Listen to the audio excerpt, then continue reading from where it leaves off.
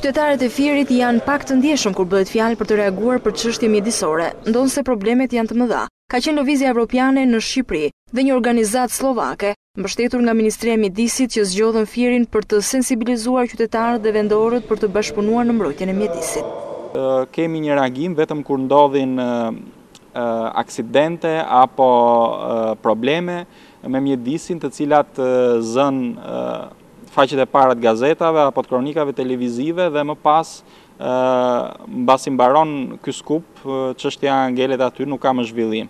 Ne synojmë që të ketë një debat më të qëndrueshëm, këto probleme të trajtohen vazhdimisht, të ketë një ndërgjegjësim dhe të ketë një presion qytetar dhe një presion të shoqërisë civile për këto çështje.